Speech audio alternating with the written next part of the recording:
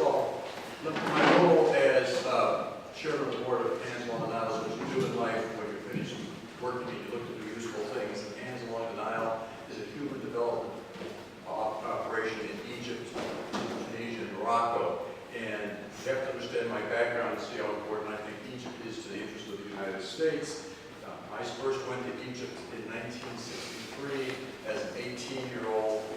I was traveling around Europe and I had a friend who said, let's go down to Egypt, and we did. And I went and watched the Russians building the Nile Dam, and I've been very active in American relations with Egypt ever since. I've started at the State Department working on the second Sinai II disengagement agreement. For those of you who aren't quite familiar, that was 1975. I worked on the peace process for Egypt and Israel during both the President and foreign administrations. I used to write a daily analysis of Arab-Israeli affairs for the President and the Secretary of State 7 days a week, 364 days a year. I got off on Christmas.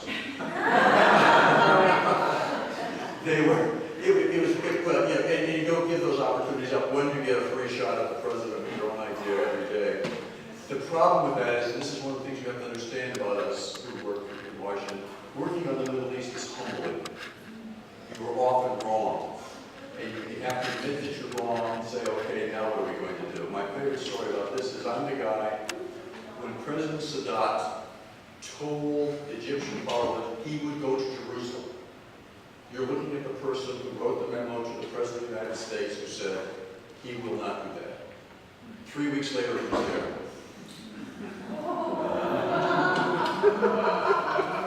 It is very humbling. But of course, the good news is if you get to write every day, the next day you can say further information indicates he will be going. So you can adapt. I still believe Egypt is very important to the United States. And I'll just make it this one factual summary of why I think it's important. For those of us who believe that the greatest threat to American interest in the region is radical extremism within the Sunni Arab community, you have to see the centrality of Egypt in that fight. There are more Sunni Arabs in Egypt than in Saudi Arabia, Yemen, Oman, UAE, Kuwait, Bahrain, Qatar, Iraq, Syria, Jordan, Lebanon, and Palestine combined. So if you're going to struggle on this issue, we need to win the struggle there. And that's why the most important asset Egypt has is its people. And that's why HANDS develops, works with the people, teaching job skills, small business loans, and the like. We bring handicapped people to the United States so they can learn how we function. They have no concept of handicapped issues in Egypt. So therefore, you're training people how to treat handicapped people and that sort of. We bring them to, we spend them with companies in Chicago for 3 weeks or in Seattle, and they learn and then they go back. And we actually got, for example, in the current parliament in Egypt, there were places reserved for people with disabilities. So we've made progress, and that's what HANDS does, and that's why I do it. But that's not why I'm here today. I'm here today just to talk about the Middle East as an old person.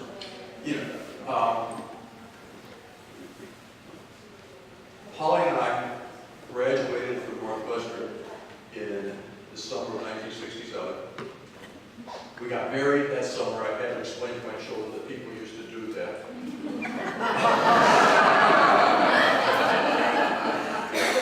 Right after college, the day after we were married, we moved to Beirut for 3 years.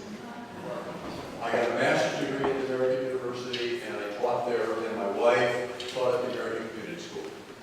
We came back, got my PhD, went to Georgetown to teach. I wrote my dissertation on an Islamic revival movement in Oman. This is before anybody cared about the Arabian Peninsula, let alone the Islamic revival movement. And then I taught modern Egyptian history and Arabian Peninsula history at Georgetown. The State Department hired me because there were so few people who knew anything about the Arabian Peninsula. And I worked there. I worked through the peace treaty being signed between Egypt and Israel, and then moved to the Senate Foreign Relations Committee, where I was fortunate enough to be the Middle East person for 6 years, under both Chairman Frank Church and then Charles Percy, and then I was staff director of the committee for Richard Lugar. And I like to say, in those My 8 years on the committee, I was fired 3 times. Once for being a Democrat, twice for being a Republican. I said the only thing they could agree on in those days was firing me. I then was a consultant. In Washington, you know what a consultant means. It means you don't have a job, but you can't say that. And no one else talk to you that's not a consultant. So I started my own business, and it was very fun, because I always worked with people I cared about, and it was a great time. In the last 7 years, as I closed my business, I spent a lot of time working on educational issues, and I spent a lot of time still close with some of my friends in foreign governments and institutions, and I say very active. I mean, I was in Egypt in April, and March and April, and I was met in a dialogue between Muslims and Christians, and I met the leadership in the country, and I still have relationships there, and I try to keep up on all of the issues, and I write stuff. But what I'd like to do today is just take briefly. I'm perfectly willing at this point for you to interrupt me at any time. I don't find that rude. If you have a question, please do that. But I would like to say, I have always been seen as a contrarian. You're dealing with somebody who's outside the mainstream of thinking. Because I always like to look at the issues and say, okay, what's really going on? How is it different? And how should we look at it? So let me take a little bit of background and say, first of all, when you look at the Middle East, you have to understand these people are different than we are. That doesn't mean they're better, that doesn't mean they're worse, they're just different. They look at the world differently. So when we have a logical solution, this is clear to me, it isn't necessarily clear to them.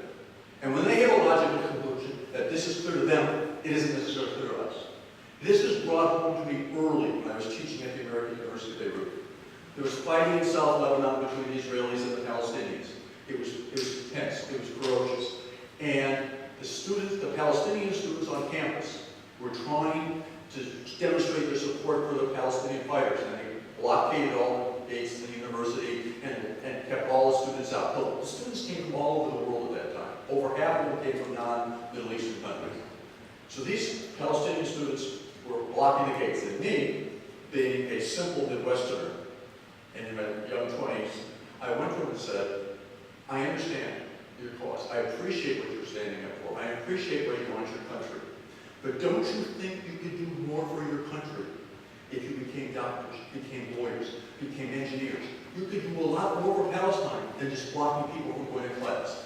This kid looked at me and said, don't get logical with me. But what he was saying was actually more important. What he was saying is, your logic, my logic, Western logic, doesn't apply to our situation. That was when it was one of those opening moments in life. I'm dealing with something that's very different here. And I'm going to just tell you some of the ways they're different. When we say, for example, it's history, we mean it's over, it's done with, it's finished. When they say it's history, they mean it's written in stone and you cannot change it. It's totally different. You know, they say things like, when they have a conversation with you and they disagree with you, they don't fight with you. They sit silent. So we believe silent means they agree with you. They believe silent means they disagree with you. And so I remember during the Clinton administration, one of my friends was negotiating. He said, I just briefed all the other ambassadors and they agreed with our policy because they sat there silently. I said, no. They sat there silently because they didn't want to disagree with you. So it's very important. They tell you what they think you want to hear. That is what, it's not that they're trying to lie to you, they're just trying not to offend you. So what happens, look what happened, the Iraq policy of the Bush administration is a perfect example. We went to war in Iraq because we were being reassured by Iraqis that should be welcome there, they're throwing flowers on you. Because they know time. That's what they were being told by their interlocutors in Iraq. It just wasn't looking good. It's even more important than some of the other things. For example, the building block of society here, we as Americans believe, what is the key to the building block of society? It's the individual.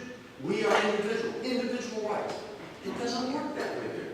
What happens in the Middle East is it's the family, it's the community, it's the religious group. That's how you're held together. So when you vote in one of these countries, or when you act in one of these countries, you're not voting for you. You know, you're voting for the community.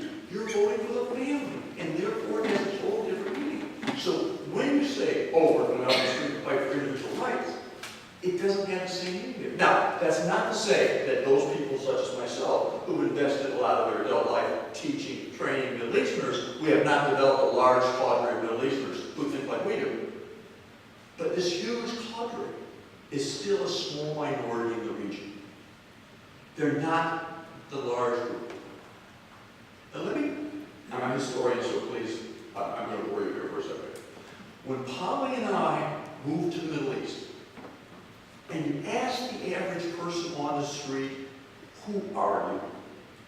Their response was, I am an Arab. What that meant was, you have to understand how this is evolving. At the end of the 19th century, when the Ottoman Empire was falling apart, people were scrambling for their identity. You had, starting in the early 19th century, the Greeks that revolted against the Ottomans, the Greek nationalism developed, the Serbian nationalism. And at the end of the century, all of a sudden we began to have Turkish nationalism, and Arabs were there and saying, hey, what holds us together, where are we going to go if the Turkish nationalism?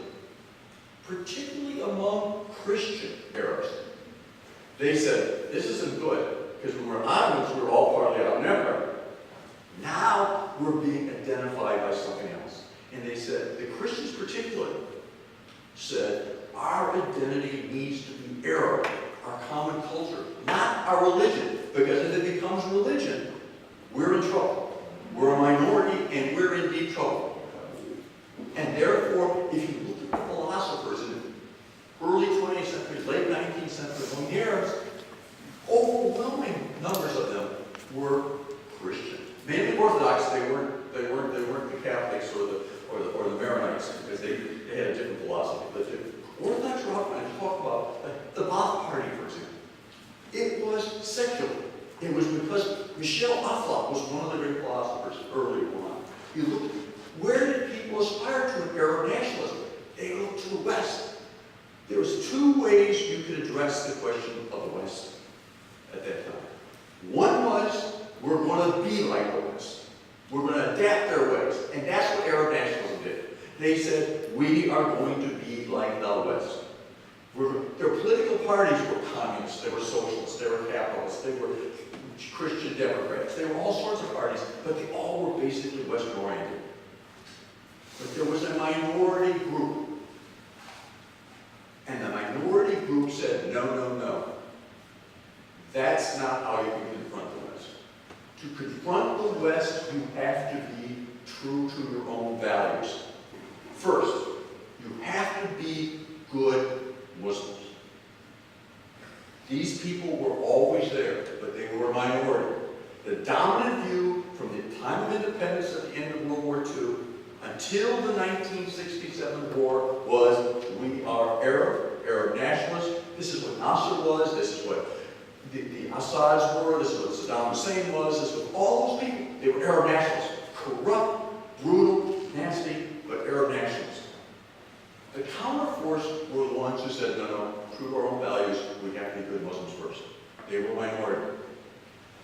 The Arab states' defeat in the 1967 war and the humiliation of the Arab nationalists began a change in views in the majority of people in the region. They moved from being Arab nationalists to becoming Muslims first. This is not a change that happened overnight. These things don't occur like that. It was a process. So, for example, when the war began between Iran and Iraq in 1980, we debated in Washington, were the Iraqi Shia population going to be Shia first, like Iran, or were they going to be Arab first and Iraqis? And they turned out to be Arab first and like Iraqis. But that's 1980. That has changed in the whole region.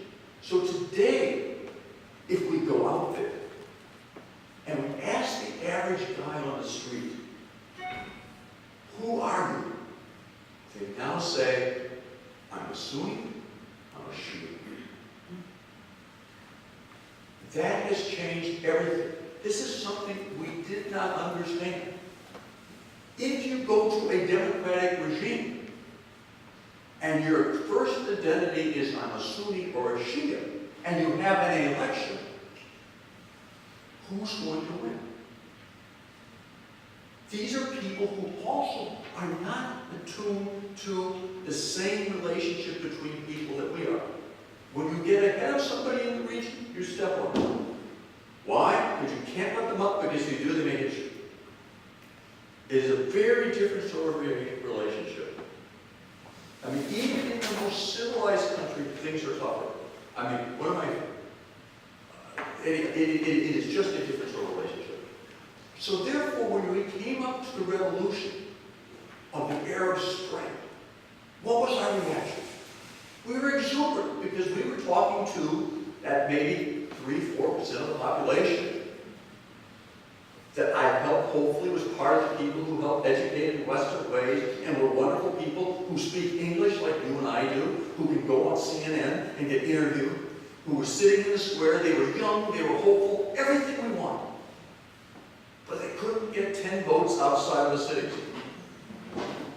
They did not represent society as a whole. So we were exuberant about them. We thought this was going to be wonderful. We thought getting rid of those despots, and there's no question about it, that particularly Saddam Hussein was an awful human being. There's nothing good to say about it. Assad was a tough person. I can tell you personal stories about how nasty these guys can be.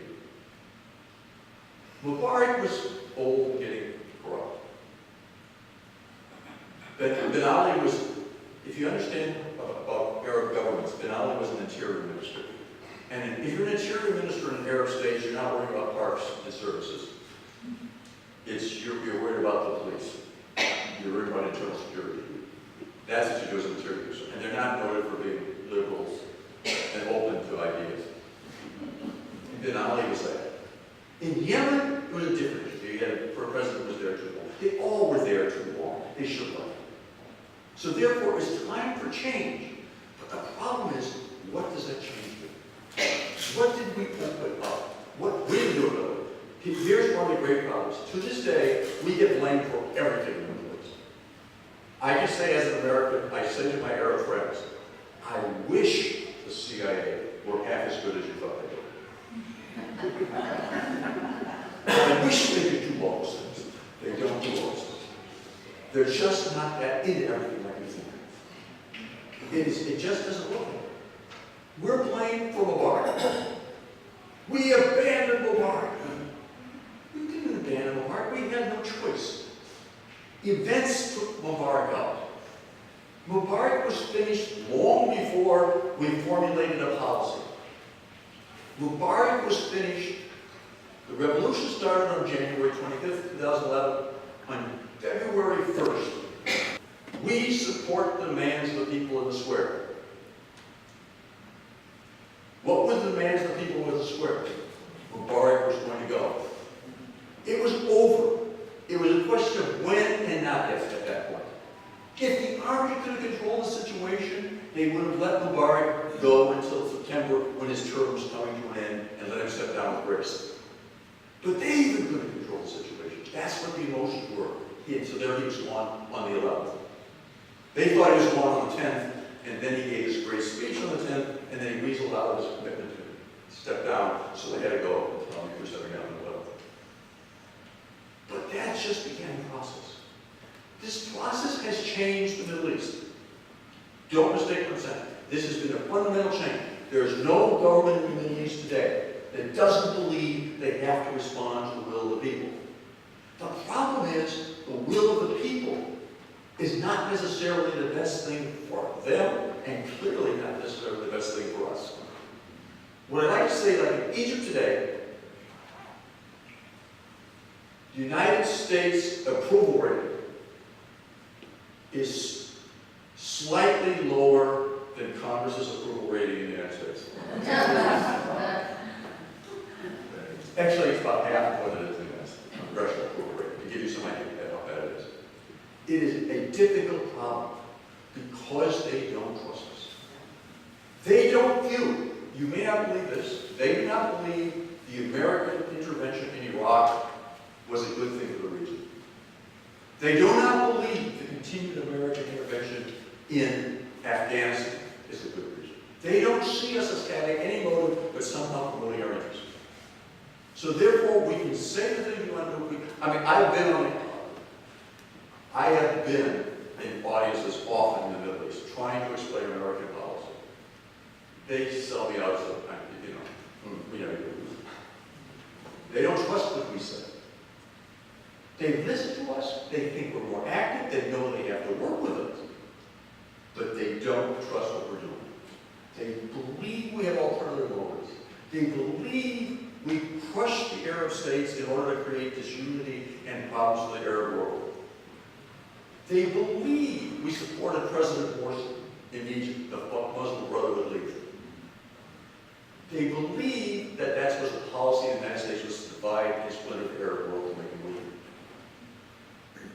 We have this, for my life, the greatest squandering of our, after the Gulf War in 1991, I have never seen a time when the U.S. was more popular in the Middle East. Because we interceded to keep Iraq from annexing Syria. We did something positive. We committed ourselves. We showed our power. We did the whole thing. We had every opportunity in the world, and we chose not to take it. We chose to tell them how they should run their lives. Let me just take one side note here. The promotion of democracy in the Middle East. I view myself as a person committed to promoting democracy throughout the world. I was working in the Senate when we wrote the legislation creating the National Democratic Institute, the International Republic Institute, the National Endowment for Democracy, all of these things, because I believe it was important.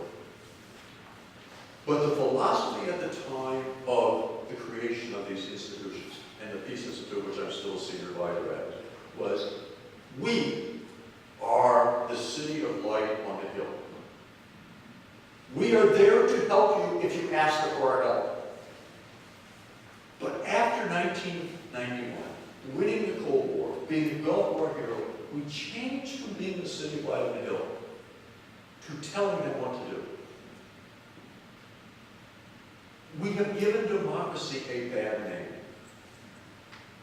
What happens is, when we start clamping down on those, that if you don't do X, Y, and Z, we're going to cut off your aid, they see democracy as an instrument of American foreign policy rather than something that they should aspire to. And so they don't trust it. They want it, and they'll tell us they want it, as telling us what going on here. But when you look at what they really want to do, it's a little less. We have lost the ability to be the light for which they move forward. And that to me is the saddest thing. When Paul and I moved to Beirut, the American educational institutions in the region, and by these I mean the American University of Beirut, Lebanese American University, which used to be Beirut College for Women, and the American University of Cairo, particularly, all founded by Presbyterian missionaries, were fundamental because they gave something to the region. They were the best schools. And the missionaries went out in the 19th century. The missionaries were the promoters of American values at that time. They were out there, but they learned something very quickly. They learned that you couldn't get people to follow you if you go to the street corner and say, bring Jesus into your life. This is what you have to do. You got nowhere. What you did is you went out and you gave them something. You gave them education. You gave them hospitals. You helped them out. And by doing that, you became inspiration to them. So today, there are 600,000 Presbyterians in Egypt. There are 1.2 million Protestants, of whom half are Presbyterian. There are more Presbyterians today in Korea than in the United States. That is because these people went out and taught. We have not learned that about the promotion of our values and democracy. You can't go out and beat on people to say you'll love it. It's not going to happen. You've got to be the inspiration and you've got to lead them. Now, let me just make a personal point here, if I might.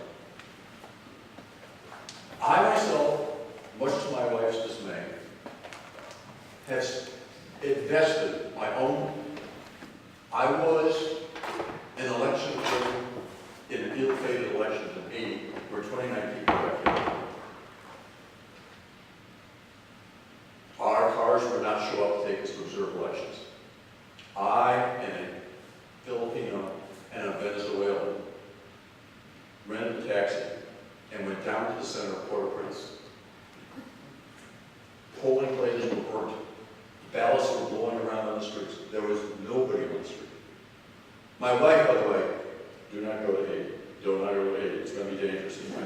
You have 2 small children. You can't do this, okay? I'm telling you, this is a true confession of being a husband. We're driving around the streets, this car, the Venezuelan and I in the back seat, and the Filipino in the front seat with the driver, and this other car comes up behind us with guns and starts shooting at us. And it becomes like a Chicago gangster movie. We're going like this through the streets like that. I'm fighting the Venezuelan from this low smile in the back seat. And he goes, you know, this is what I really realized what adrenaline could do. I would have been a great pole vaulter at that moment. It was, we left, it got away, and it was fun. But you had to be willing to do it by wheels. In the Philippines, in the Marcos Aquino election, I was an election observer there. I was staff director for the Foreign Relations Committee, and you have to understand, if you're a staff director of a committee in Congress, your job is to say no to people. The chairman says yes. The staff director says no. Okay. So Senator Kerry was the junior member on the Democrat side, and I was a Republican. Who do you think spent more time with Senator Kerry? The one saying no. So I was with Senator Kerry in Mindanao, and we got shot at twice by rebels bouncing bullets off our helicopter. And I'm thinking, you know, you dumb fool. You spent most of your life trying to stay out of helicopters flying over jungles in Southeast Asia, and you volunteered for this. Really don't. But the point is, you have to be willing to make those commitments, and the Middle East is a place to make those commitments. Let me make one final point here, and I'd like to open to the questions I could. But it is that a lot of the problems in the Middle East today come from our friends. I think a serious problem for us is the Saudi Arabians. And I say this as a person who's, yes? You say the problems come from our friends. Our friends in the region. Our friends are constantly trying to convince us that their problems are our problems. As George Washington warned in his farewell address, you can't have permanent friends and permanent enemies, because if you have permanent friends, their enemies become your enemies. And that's not in your interest. You see this happening in the Middle East today. Our friends' enemies are becoming our enemies. The Saudis are unhappy with the United States because we're not supporting them on X, Y, and Z. Well, there's no commitment between X, Y, and Z. My first job in the State Department was the Arabian Peninsula analyst. And I can't tell you how many times I wrote about the special relationship with Saudi Arabia. And I believe it. And I believe it. But we have drifted apart on some key aspects of that relationship. The relationship was based on, for those of us who are old enough to remember the oil embargo and the gas lines, was based on an agreement. And that agreement was that they, with their oil capacity to expand and contract oil production in order to stabilize the markets. In the financial markets, they and we would work together to stabilize the financial markets. And we, in return, would protect them against external enemies. What has happened to oil production in the last year and a half?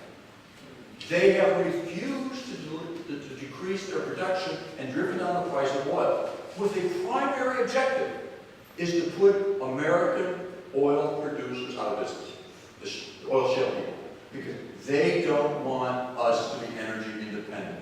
They want us to be dependent. Two, what happens when Congress is going to pass a piece of legislation they don't like? They threaten to withdraw all of their investments, they said, $750 billion, from the American financial markets to create problems for us. That is not there. Let me just put aside here. They overestimate their own importance. They don't have $750 billion. They're, as of February, according to IMF, the reserves are now less than $600 billion. They have about $380 billion in securities, another $180 billion in banks, and the rest is scattered in other resources. Moreover, they can't draw down all of their resources from our markets, because if they did, no one believes the reality be secure. They would decline their own currency. So they're much more limited than they think they are. In addition, they are hemorrhaging money from their own accounts. Last December alone, they withdrew $19.2 billion from their reserves just to meet their current needs. And last month, for the first time in a quarter century, they borrowed money on the international market. So therefore, it's empty for them. Our part of the bargain with them was to defend them against foreign forces. We have done that. What we don't agree with is, and they keep trying to drag us into, is their own view of regional wars. And let me point out just one as a point. Yemen. Yemen, I had the misfortune of being the guy who had to write the memo to the Secretary of State when the president of Yemen changed 3 times in 18 months. I understood nothing. And I had to explain to somebody else who understood less. It was tough. But Yemen is a very special country. There are 3 countries in the Middle East where minorities define who they are. Lebanon, where the Christians define who the Lebanese are. And even the Muslims admit that. There is no Lebanon without a Christian. Oman has what is known as the Ibadis. The Ibadis are believe this or not, they're the remnants of a 3rd major sect of Islam that only are majority in Oman. And so their Omani identity is Islamic. If you want to know why Oman has not jumped into all of the things Saudi Arabia has wanted, it's because they're scared to death that you're going to have this Sunni problem on their border. And then Yemen. Yemen are Zaydis. Now, this is where it gets a little complicated. The Zaydis are a Shia sect, but they're not part of the major Shia sect. If you give me a moment here. The Shias are the descendants of Ali, who is the 4th prophet, son-in-law, and cousin of the Prophet Muhammad. The Shias believe it should follow along that family line. You have break-offs along the way where they split off. I mean, the Zaydis broke off after Zayd, who was the 5th of the people in succession. The Ismailis, the Aga Khan and all those guys, are of the 7th line, and most Shia went to the 12th line, where the 12th Imam disappeared. But in Yemen, Zayd's people were the dominant force. And what I'd like to say is, one doesn't have to be really brilliant to understand this point. From 897, that's 897, to 2012, the leader of Yemen was a Zaydi. In 2012, the Saudis engineered a Sunni taking over. If you did not think that was a problem, you had to be really naive. We totally missed it. We said, why? And then they'll take President Saleh, the old president, supported the Houthis. Why would he do that? They're Zaydis. They were both Zaydis. They had no choice but to work together because the whole identity of the community, as you started at the beginning, the communal identity matters, is at stake in Yemen. These people are going to fight to the end to prevent the Saudis from dictating how their government is run. We support the Saudis. And we're shocked that they won't compromise. And the compromise is disarm and go along with the other group. It's not going to happen. The other problem with the Saudis is because they are fundamentalists, Islam, is they believe in this fundamental approach, which, by the way, I'm saying this as a Presbyterian. I taught Islam 40-some years ago in the religion department at GW, George Washington. At that time, the world was a different place. And this is one of the things that always shocks me how much the world changed. Salafis, which everybody today says Salafis are the bad fundamentalist guys. Salafis in those days were the good guys. Because they believed you went back, Salafi means you go back to the founders. You go back to the founders, and the liberals wanted to go back to the founders because the founders believed in something called ijtihad, or independent reasoning. And therefore, that's the only way we're going to transform Islam, is going back to the independent reasoning. But in the 40-something years, this going back to the founders means you're radically conservative. The Saudis, Wahhabis, religion is conservative. Not necessarily bad conservative, but conservative approach. And this is where it gets embarrassing being a Presbyterian. I used to say the Wahhabis were the Calvinists of Islam. By that I meant was they went back to the teachings of the Bible. They went back to the teaching of Jesus at the time. They went back to Muhammad and the time. And said, let's forget all this stuff that's been added over the centuries, and let's go back to the fundamentals. That's what I meant to say. Today, if I say that, I'm in deep trouble, because it had a total different meaning. So what they have done is promoted schools, education around the world with the best of motives. But the result has been you see the radical extremists having come out of that tradition, taking it much further. And so when you hear people in the regions tell you what the Muslims need is the Reformation, no, they don't need the Reformation. They need the Enlightenment. We're hoping for the Enlightenment. That's what has to come. But we can't do anything about it. This is the sad thing. We are outsiders. The more we intercede, the less likely it is to succeed. I met in April with the chief imam at Al-Azhar University, which is the chief sort of religious guy, and also I met the Grand Mufti, who's the chief sort of legal guy among Muslims in Egypt. And we had this conversation. Both these guys understand the struggle that's before them. Both these guys turn to themselves. They're down in Nigeria talking about Boko Haram. They're around the world. They're meeting the congregation. We can only hope they do successful. We can't make them succeed. We can't get into the ideological war because we're outsiders. And the more we get in, the more trouble we cause. Because our popularity, when you have a 5% popularity rating, the last thing anybody in the world wants is your support. That's a problem.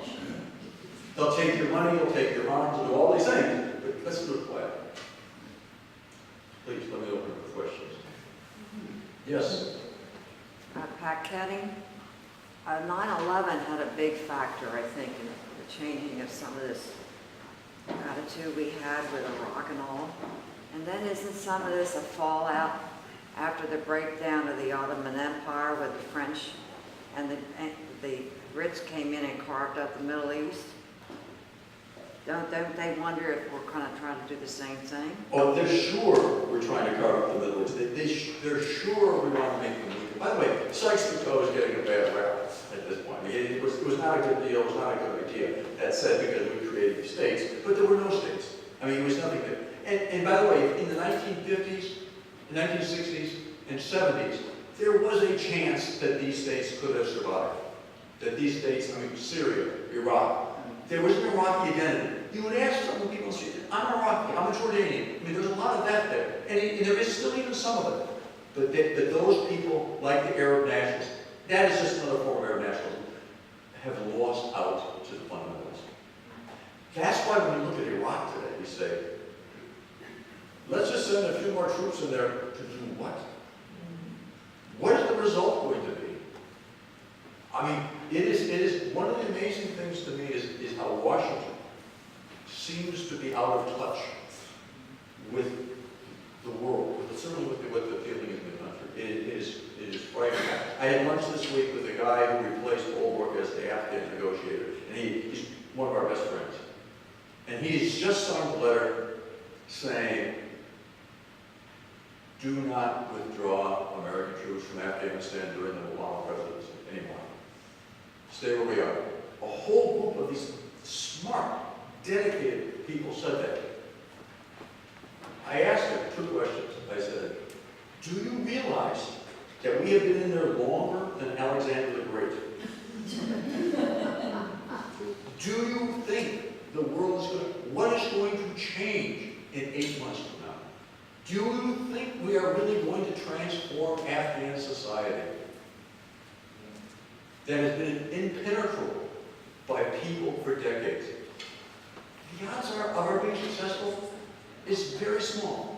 I was in favor of the original attack in Afghanistan, but they lost me in the year that we spent $100 billion in Afghanistan. Afghanistan, and the GDP of Afghanistan was 39 billion. I said, I don't understand the logic of that action. Why would you spend $100 billion in a country that has a GDP of $39 billion and think something positive about it? It's just this logic. But we're committed to it. And here's the greatest problem I find in Washington today. People are locked into positions and don't reevaluate their own. We get committed to a viewpoint. Our think tanks have become advocacy tanks, not think tanks. They take a point of view and pressure. My view has always been, this is me the contrarian, remember I'm not a saint, let's watch it. It is that you have to every day get up and say, would I do this policy if I got starting over today? And if not, what should I be doing to get right? I have to say that I always took my advice from my mother, which is always very sincere. But my mother was the first female finance manager for Northwestern, and she used to talk about investment, and she'd always say, every morning I get up and ask, would I buy this stock today? And if the answer is no, then why do I have it? Go to the next question. I see the same thing in foreign policy. Would I buy this policy today? If not, how should I change it? Because it's hard to change once you get on course. Because you look weak. Yes, please. So my understanding of Muhammad is that he's a pretty strong leader. He was able to organize people under him. If the Middle East today were to have a figure that was similar to Muhammad, where he was able to organize people peacefully, do you think that that would ever be accepted by the West? And do you think that such a leader could ever emerge again in the Middle East? First of all, you never say never. Is it likely that such a leader can emerge? No. It is very difficult. I mean, the division right now in the region is life and death struggle. If you want to know why Assad is still there, though President Obama said he was going to be gone in 6 months, 4 years ago, you have to understand what the struggle was in Syria. There was a civil war. Assad's a bad guy. We all agree to that. But what's the alternative? So if you're a Christian who made up, I don't know today, 10 or 11% of the population, an Alawite, 11 or 12% of the population, a Kurd, a Druze, a Shia, and you have these people who say that only identity matters is if you're a Sunni, you're not going to be with them. In addition, if you're a Sunni who's an Arab nationalist, just because you're the one in the majority doesn't mean there aren't still Arab nationalists there. Or you're a Syrian nationalist. Why would you want these people who want nothing to do with you as a country? So therefore, you've had this core group around Assad. I mean, we're talking 40, 50, 55% of the population that says, we need to stick with him because not that he's a good guy, he's not, knows the exact case. But he's better than what's going on. Our very existence as a community, going back to that first thing, where is their first identity? What is the future of the community? You talk to Christians in the region. I was at a group conference last week. You talk to Christians in the region, and the first thing they say to you, there were 1.5 million Christians in Iraq when the United States invaded. Today, there's well less than 500,000. Christians have been there for 2,000 years, and you've managed to destroy the community in a couple decades, where there's no future. That's the scary problem.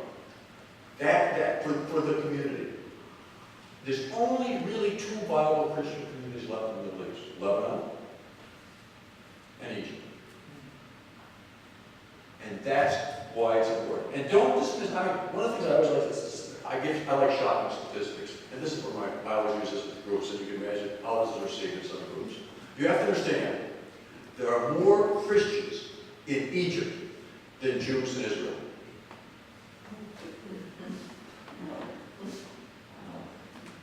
if you believe in the individual. There are that many Christians there, and they're a very vibrant community, and they're under pressure. They're not persecuted, they're discriminated against, and they are, and treated badly, and that needs to be addressed.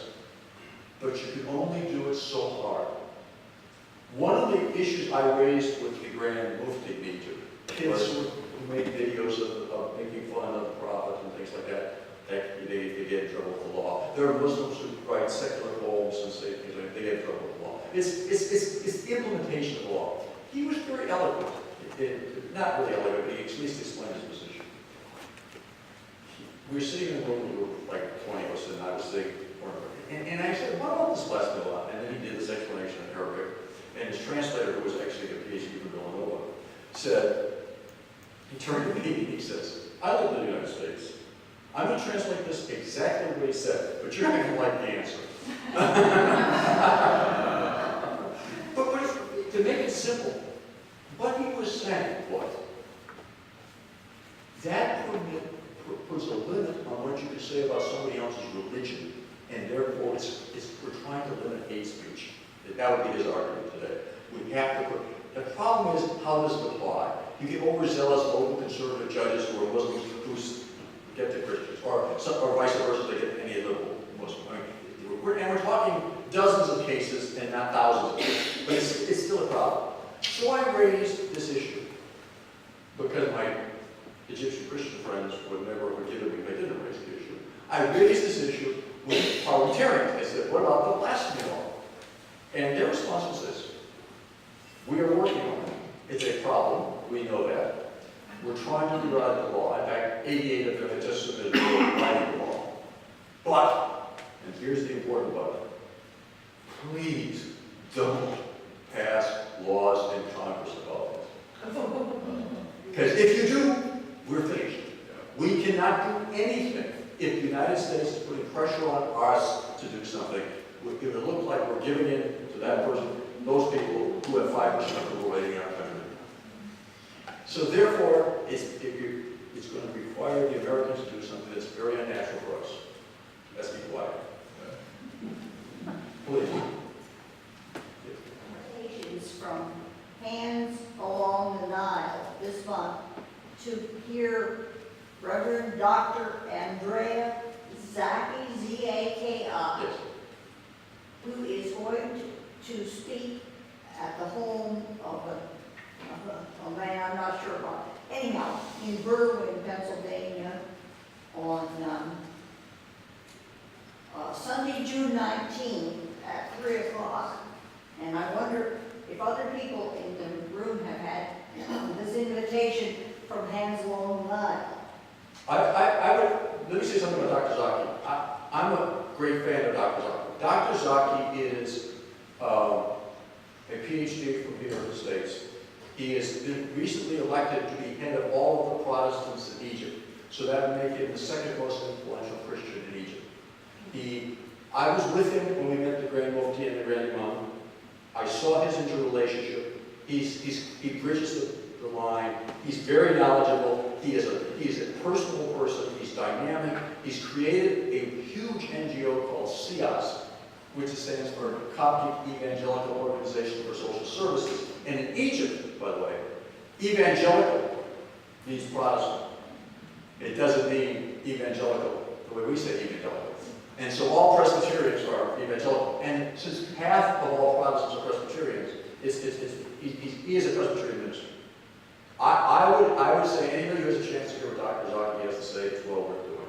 He's an influential thing. I got him on our board at ANT because we partner with CIAS on a lot of operations and things. We did things, for example, with the Jabalin are the garbage collectors in Egypt. Garbage collectors are almost all Christians. I want to know from this group of people, did anybody get this invitation and is anybody going to drive over to Berwyn? Yes. I would like to ride along with somebody. I don't know. Yes. Okay. And are you going to? We'll be happy to speak to you. Okay. Great. Yes, please. Could you talk about the latest, I don't know what to call it, the Iran deal, the carousel? Right. What do you think of that? What's- It's like any agreement. It's flawed. But let me say, I spent a lot of my life trying to prevent Pakistan from getting a nuclear weapon. That's another one of my great failures. I was in the policy planning staff when we call out aid to them, and then I wrote something called the Pressler Amendment, which was cut off all aid to Pakistan for years over this issue. Okay. It was implemented in a way I didn't intend to squeeze them right and they cut it off. But that said, Pakistan got the nuclear weapon in 1998. In 1979, if you would have asked us in the government, the intelligence community, they would have had the weapon in 1982. So we delayed them 16 years. Okay, did we succeed? No. Because if somebody sees us in the national interest, even Zulfikar Ali Bhutto said in the 70s, we will eat grass to get a nuclear weapon because India has it. The Iranians, in this agreement, have greatly restricted, they haven't eliminated their capabilities. The critics say, well, they still have the capacity to do this in a limited amount of time. Absolutely true. A diminished capacity, but still a capacity. The problem is, under international law, they have a right to have nuclear facilities. They have peaceful nuclear facilities. The law, the Non-Proliferation Treaty, which was from the 1960s, was set up so people could have nuclear capacity for nuclear energy and uses of peaceful use of nuclear. What was being prohibited was nuclear weapons. It was supposed to be restricted to 5 countries. We now have 9. We have 4 people who have joined it, who aren't part of India, Pakistan, Israel, and North Korea. That's a problem. Therefore, what this agreement does is limit their ability, reduces their capacity, but does not prevent them from having a nuclear weapon. And therefore, is it possible once you have these capabilities to break out in 10 or 15 years? Yeah. The problem is most Americans in Washington, this establishment says, excluding those, there's a very hard line, generally from the pro-Israeli camp, that says anything they have is bad, therefore we should destroy it on the ground. You can't, because they still have capacity. If that's the line you're going to take, then it's not good at all. But if you say they could get these weapons within 2 years without this agreement, and now it takes them 10 to 15 years at worst, my view is take what you get now and see what you get in the future. Because you're slowing them down. All you can do is buy time. You can't stop them totally. Because my problem is, if I were on the policy planning staff in Tehran, and I look around the world and I see India, Pakistan, and Israel, 3 out of the 4 countries outside the Non-Proliferation Treaty, who have nuclear weapons, there's only one country that's in missile range of all 3 of those countries, and that's me. Do I want to have that weapon too? And the answer is yes. So we need to address, and this will not be easy. I don't trust the Iranians. Don't mistake what I say. They have the capacity to lie like anyone else. They're actually pretty good at it. And we can use this period of time to back them away from the necessity. And the fear is, we're going to blow that opportunity by continuing to ratchet down on them when they've done everything they said they were going to do. And we're now trying to keep sanctions on them. It's going to become unproductive. It's only going to make them more anxious to get it because we can't trust these people anyhow. Therefore, we need the weapon. It really is illogical. So therefore, do I think Secretary Kerry negotiated the perfect agreement? Absolutely not. But I've never negotiated anything that was perfect. Actually, most things I've negotiated are pretty flawed, but sometimes they increase the results. I like to tell the example of South Africa sanctions. I was responsible for getting the South Africa sanctions legislation. It was, if you look at it as a piece of legislation, terrible. It was awful. It was engagement, disengagement, it was this way, it's that way. Why? Because it was the only way I could get enough people to sign it, to get it passed. And the important thing was making sure that the world saw the United States no longer supported apartheid. The exact way we did it didn't matter. It was the symbolic importance. And I had it in a post there for Senator Lula to override President Reagan's veto. It was, and that wasn't easy to do. It was the only foreign policy we had to override. But we needed that to be done to demonstrate to the South Africans that we were no longer supporting them. It was flawed, it was terrible, it was awful, but the symbolism worked. You need to try to do the best you can. This is not a perfect world. Please. Why is it that the idea of religious toleration, which we venerate here in the Western civilization, has so little purchase attractiveness in the Middle East, or am I wrong on that? Is there some reason to hope that someday the various sectarian groups would stop killing each other as well as killing Christians, Jews, and Well, you know, I think all religions go through periods of tolerance and intolerance. Spain was a Muslim country. It was taken over by Christians, and how many Muslims were left in Spain? Zero. They were all driven out. In the Ottoman Empire, it was a Christian area, and the Muslims took over. There were still millions of Christians there. Now, is it good? No, I think all religions have it. Today it's particularly bad among Muslims because their identity is totally by their religion. We don't do it anymore. How was it in the 1600s? As war ends. The 30 Years' War was not, we killed a third of the population of Germany among Christians because we were intolerant.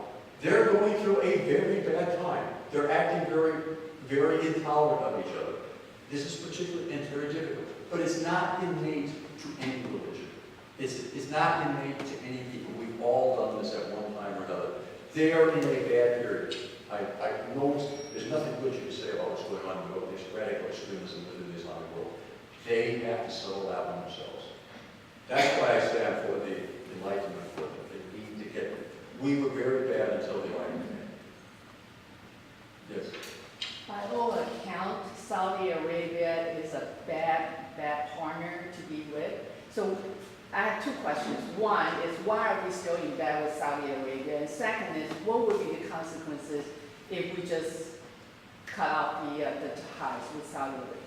Now this, you got me in a difficult position because I just wrote a piece about how we need to reappraise our relationship with Saudi Arabia. I'm not going to take it to the extreme you did. I think we still have areas of interest of comments with Saudi Arabia. We need to sit, and a lot of the Saudis, I mean, a lot of the Saudis are very Western, the leadership. I mean, they've come to school, they all went to USC and sing Beach Boys songs.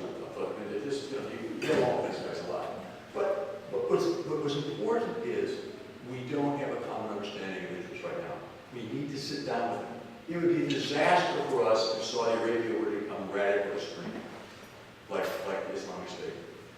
They have too much oil capacity. They still are very influential for the reason. We want to work with the Saudis, but we don't have a clear communication line. We don't understand our obligations. They don't understand their obligations, and we're walking past each other. I think it's a mistake, for example, to blame them for 9/11. Just because 14 out of 19 people participated in 9/11 Saudis doesn't mean that was supported by the government. It doesn't mean even large elements of society goes with it. They didn't. Does it mean that they got some support from the government? Every Saudi gets support from the government. You know, so therefore, that's a problem. Does it mean that we have to work with them to solve these problems, sit down and have real communication, rather than just having people yell at each other and not communicate? Or have the Saudis drag us into Yemen, or into Syria, or into other places around the world? No, we've got to make sure that the United States defines its own interests. And within the United States defining its interests, we have discussions with our friends like Saudi Arabia. It would be a disaster, however, to just cut off relations with Saudi